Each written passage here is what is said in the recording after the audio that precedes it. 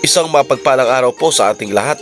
Ngayong araw ay nais ko po sana na samahan niyo muli ang aming grupo sa isang lugar na kung saan ay may maganda kaming hangarin at layunin. Pero teka muna guys, hindi pala isang lugar, kung hindi, dalawang lugar ang pupuntahan namin ngayong araw na to.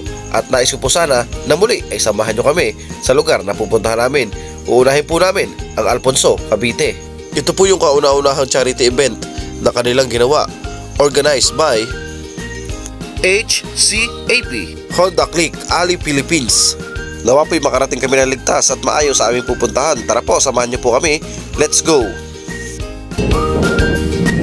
At yan na po guys, nakarating din sa wakas sa aming mahal na grupong SRCC dito sa aming destinasyon sa Alfonso, Cavite. Naku, napakarami talagang tao guys. Oh, kita nyo, mga iba-ibang lugar pa pinanggalingan yan.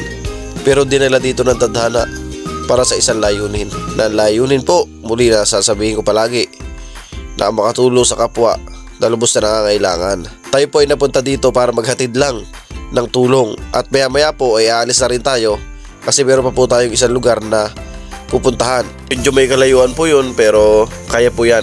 Basta tungkol sa pagtulong, lagi po tayong magra-rides para dyan. At ito, saktong-sakto, nagugutom-gutom na tayo. Tara, kakain tayo. Kuha tayo ng lugaw at pandesal. Tara, samahan nyo kami.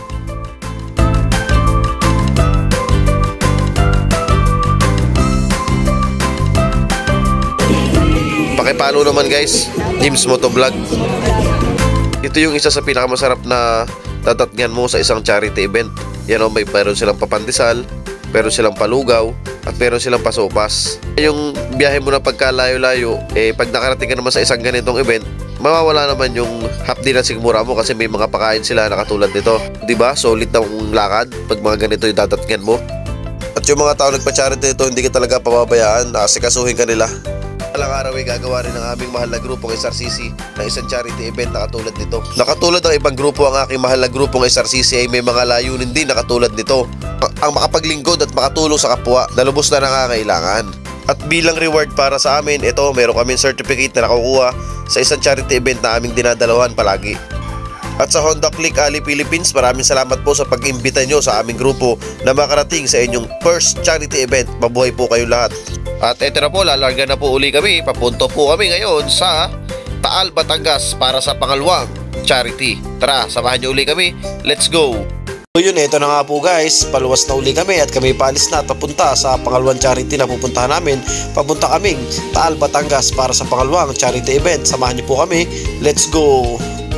Na ang nag-organize ay COPS, Motorcycle Community Organization for Peace and Security, mas kilala sa tawag na COPS. At ito na nga po guys, nakarating na kami at kami po ay tinanghali na dahil hindi kami nakahiram ng mapa kay Dora. Kaya yan tuloy, naligaw kami. Ang mahalaga naman po ay nakarating kami sa lugar nito ng ligtas at maayos. Yan lang po ang aming goal at yun po, makapaghatid din po na kahit kaunting tulong sa ating charity pupuntahan. Yun, tulad pa rin po ng ibang charity, napakaganda po ng pagtanggap nila sa amin kahit nahuli kami. At yung pagkain po, may alok pa rin po sa amin, hindi po mawawala. Ito po guys, pakinggan nyo po ito, napakasulit nitong nangyaring ito.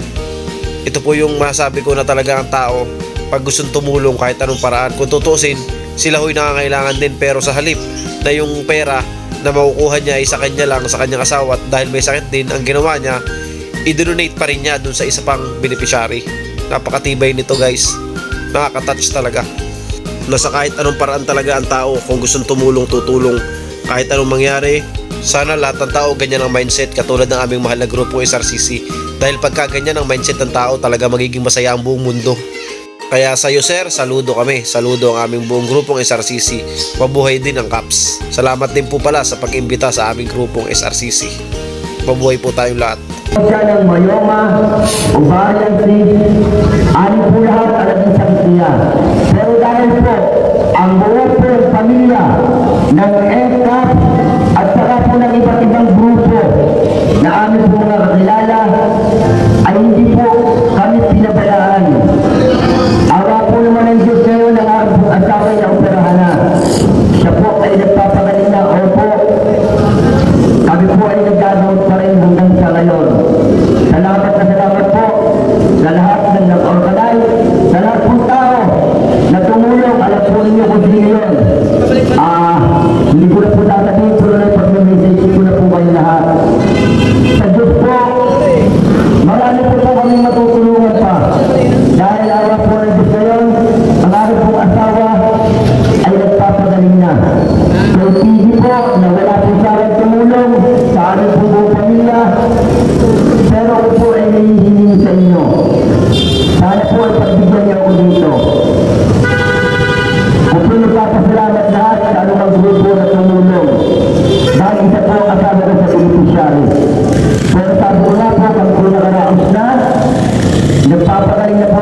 asawa o nagagamot pa.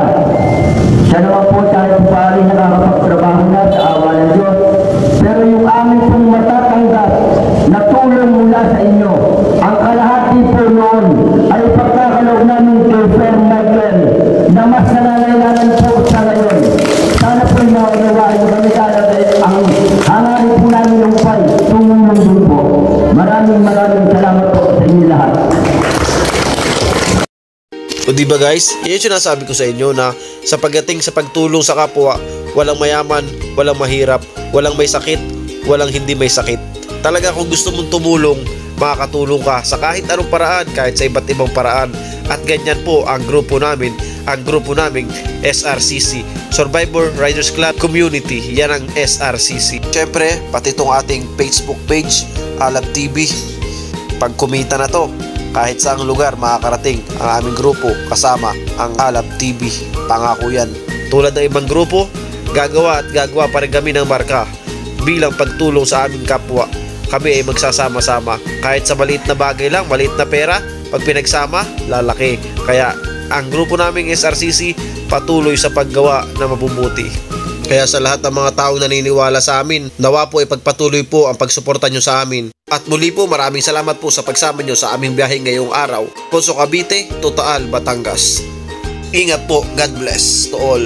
Bye-bye. See you on next video.